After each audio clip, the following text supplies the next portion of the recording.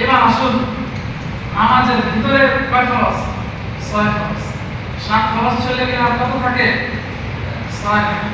এই 6 ফরজ নিয়ে আলোচনা করব। দেখুন, প্রথমত তাকবীরে তাহরিমা বলে নামাজ শুরু করা। তাকবীরে তাহরিমা সম্পর্কে আল্লাহ তাআলা বলেছেন সূরাতুল মুদাসসির 3 নম্বর আয়াতে আল্লাহ তাআলা ওয়ারাব্বাকা ফাকাব্বির। আল্লাহ তাআলা বলেন, ও বান্দা, তোমরা আমার ইবাদত শুরু করে নামাজ আদায় করো। আল্লাহ তাআলা বলেন, ওয়ারাব্বাকা ফাকাব্বির, প্রভুর ইবাদত আদায় করে প্রভুর ইবাদত বর্ণনা করে নামাজ শুরু করো। তাকবীরে তাহরিমা সম্পর্কে নবীজির একটা হাদিস, قال رسول الله صلى الله عليه وسلم تحريمها التكبير وتحليلها التكبير। বলে তাকবীরে তাহরিমা কাকে বলে এটা নবীজি শিখিয়ে দিয়েছে। তাকবীরে তাহরিমা বলা হয় তাহরিমুহা التكبير, মানুষ যখন আল্লাহু আকবার বলে হাত পাতবে, হাত পাতার পর নামাজের বাইরে যতগুলো যা কাজ আছে, যা কিছু আছে, সব ওই বান্দার জন্য হারাম করে দেওয়া হয়েছে। বলে তাহলিলুহা আত-তাসলিম, নামাজের মধ্যে যখন সালাম পড়ে নামাজ শেষ করবে, আল্লাহ তাআলা নামাজের বাইরে যে সমস্ত কাজ হারাম করে দিয়েছিল ওই সমস্ত কাজ হালাল করে দিলেন। সুবহানাল্লাহ। তো তাকবীরে তাহরিমা বলা হয় আল্লাহু আকবার যখন আমি বলবো, নামাজের বাইরে যা কিছু আছে, যত কাজ আছে, সব আমার জন্য হারাম। কি কথা বুঝাচ্ছে? আমার জন্য হারাম। তখন বাইরের কাজ আমার জন্য করা হারাম, বাইরের কারোর সাথে কথা বলা আমার জন্য হারাম। আবার আমি যখন সালাম করে নামাজ শেষ করলাম, সব কিছু আল্লাহ আমার জন্য হালাল করে দিয়েছে। বলেন সুবহানাল্লাহ। এটাকে বলা হয় তাকবীরে তাহরিমা। বুঝাচ্ছে? তো নামাজের জন্য এটা একটা শর্ত, তাকবীরে তাহরিমা বলতে হবে। তো কেউ যদি এসে বলে বা নামাজ শুরু হয়ে গেছে, আল্লাহু আকবার না বলে শুধু কলা গাছের মতো দাঁড়িয়ে নামাজ হবে না, হবে না। তো নামাজের ভিতরে 6টা ফরজ, তার মধ্যে 1 নাম্বার কি? তাকবীরে তাহরিমা বলা, আল্লাহু আকবার বলে হাত বাড়ানো। 2 নাম্বার দাঁড়িয়ে নামাজ পড়া, যেটা নিয়ে আমাদের বর্তমান জামানায় ফিতনা চলতেছে। মসজিদে এসে কি চেয়ার ধরে, চেয়ার নিয়ে টানাটানি করে। আমাকে অনেক মুসল্লি বলেছে যে হুজুর চেয়ার সম্পর্কে বয়ান দিবেন। আমি শুধু চেয়ার নিয়ে আলোচনা আসি না, আমি একদম ধারাবাহিক নামাজের ফরজ আলোচনা করব। যদি এখানে কারো বিরোধিতা যায়, ঝগড়া করবেন কার সাথে? কোরআন আর হাদিসের সাথে। কথা বলেন ঠিক কি না? 2 নাম্বার। তাহলে নামাজের ভিতরে কয়টা ফরজ? 6টা। কয়টা? 6টা। 6টার মধ্যে 1 নাম্বার বলছি কি? তাকবীরে তাহরিমা বলা। 2 নাম্বার দাঁড়িয়ে নামাজ পড়া। দলিল সূরাতুল বাকারা 238 নম্বর আয়াতে আল্লাহ তাআলা বলেন, ওয়াকুমু লিল্লাহি কানিতিন। আল্লাহ তাআলা ওয়াকুমু লিল্লাহি কানিতিন, তোমরা দাঁড়িয়ে নামাজ আদায় করো কার জন্য? একমাত্র আল্লাহ তাআলার জন্য। কার জন্য? আল্লাহ বলেছে আমার জন্য তোমরা দাঁড়িয়ে নামাজ পড়ো। তো এবার যারা মাঝে অসুস্থ তাদের ব্যাপারে কি? এই ব্যাপারে নবীজি বলেন, কানাতফি বাবা আছে একজন সাহাবী ছিল অসুস্থ।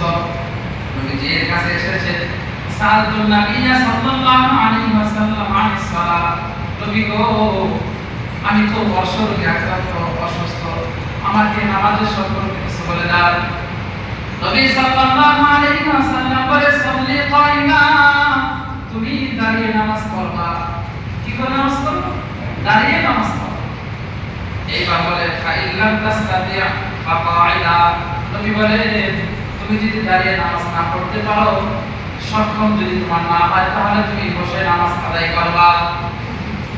এইবার বলে ফাইল্লাম তাসতাতিয়া ফাইলা জানবি, নবী বলে ও সাহাবায়ে কেরাম, যদি বসে নামাজ আদায় না করতে পারো, তোমার সক্ষম না হয়, তাহলে তুমি শুয়ে নামাজ আদায় করবা। বলেন না সুবহানাল্লাহ। এইখানে কি চেয়ারের কথা বলা হয়েছে? প্রথমে বলে আসছে কি, ইয়া আইয়ুহাল্লাযীনা আমানু কাউলু করা ফরজ, ওয়াসজুদু সিজদা করা ফরজ, দাঁড়িয়ে থাকাও ফরজ। তাহলে যে চেয়ারে নামাজ পড়ে সে দাঁড়ায় করবা, রুকু করে কখন, সিজদা করে কখন, নামাজ হবে হবে। মানুষ তো অসুস্থ হলে করণে এইটাও নবীজি হাদিসের মধ্যে বলে দিয়েছে, বলেন না?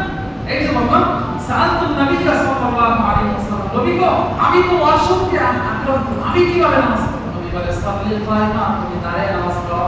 তাও যদি না পড়ো কায়দা বসে নামাজ পড়ো। তাও যদি না পড়ো জানবি, তুমি শুয়ে নামাজ আদায় করো। তাহলে কি চেয়ার আছে? এইবার মাসালা আপনারাও বের করে নেবেন, বিতর্কিত আলোচনা করবো না, সমাজে বিশৃঙ্খল করবো ইনশাআল্লাহ। আমি মাসালা কোরআন হাদিস থেকে দলিল দিয়ে বলে দিলাম, এবার মাসালা মানা এবং না মানা আপনাদের দায়িত্ব। তবে কবি বলেন এলকে চাল্লা আকে দেশটা খানি जो আমদা কুন ইস্তেনাদা। ও মুসলমান ইমানদার, এলেন তুমি যত সেখানে কোনো যদি আমল না করো তাহলে তুমি নাদাম। ইমাম সাহেব মসজিদে বয়ান করে তুমি মানলা না, তাহলে তোমার কোনো কাজ আসবে না। তুমি মূর্খ, তুমি গাধা, তুমি নানা, কিয়ামতের মাঠে তুমি গাধা হিসেবে উঠবা।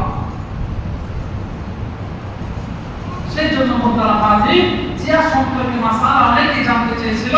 শুধু চেয়ার নিয়ে আমি আলোচনা করলাম না, নামাজের ফরজের মধ্যে চেয়ারটাও এসে কি কথা বলে আলোচনা করি বললাম। আপনারা মানলে মানতে পারেন, না মানলে না মানতে পারেন। মানবেন নামাজ হবে, না মানবেন নামাজ হবে না। কথা ঠিক আছে? ঠিক আছে। এবার 3 নাম্বার, নামাজের ভিতরে 6টা ফরজের মধ্যে 3 নাম্বার ফরজ হচ্ছে কিরাত করা। সূরাতুল মুসাফফির 30 নম্বর আয়াত আল্লাহ তাআলা বলেন ফাকরাউ মা তায়াসসারা মিনাল কুরআন। আল্লাহ তাআলা বলে ও মানুষ, কোরআন শরীফের মধ্যে থেকে যেখানে তোমার সহজ মনে হয় সেখান থেকে তুমি তেলাওয়াত করে নামাজ আদায় করো। বলেন সুবহানাল্লাহ। সেই জন্য অনেক মানুষ আছে যে কোরআন তেলাওয়াত করতে পারে, দুই একটা সূরা পড়ে, যা বলেন তাই যে আপনি নামাজ আদায় করেন, এটাও আল্লাহ তাআলার হুকুম, ফরজ। 4 নাম্বার কি করা? রুকু করা। 5 নাম্বার সিজদা করা। রুকু করাও ফরজ, সিজদা করাও ফরজ। যারা চেয়ারে নামাজ আদায় করে তাদের জন্য দলিল সূরাতুল হাস 77 নম্বর আয়াত। রুকু করা, সিজদা করা দুইটার একটা দলিল। ইয়া আইয়ুহাল্লাযীনা আমানু কাউ ওয়াসজুদু ওয়া'বুদু রাব্বাকুম। আল্লাহ তাআলা বলেন ও মানুষ, ইরকাউ, তোমরা রুকু করো, এটা তোমাদের জন্য ফরজ। ওয়াসজুদু, তোমরা সিজদা করো, এটা তোমাদের জন্য ফরজ। বলেন সুবহানাল্লাহ। এইটা যদি আমি না করি তাহলে আমার নামাজ হবে না। হবে? কারণ নামাজের ভিতরে 6টা ফরজ, তার মধ্যে একটা কি করা? রুকু করা এবং সিজদা করা। কেউ যদি রুকু করে নাই, সিজদা করে, তাহলে তার নামাজ হবে না। 6 নাম্বার হচ্ছে আখিরি বৈঠক। আমরা নামাজের শেষে যখন আখিরি বৈঠক করি, পক্ষে তাশাহুদ পরিমাণ সময় এখানে অবস্থান করা। ইমাম সাহেব দরুদ শরীফ পড়েছে, দোয়া সালাত তাশাহুদ তিনটাই পড়েছে, কিন্তু মুসল্লি করতে পারে না, মুসল্লি শুধু তাশাহুদ পড়ছে, তবু তার নামাজ হয়ে গেছে। বলেন সুবহানাল্লাহ। কারণ এখানে শর্ত হচ্ছে কি তাশাহুদ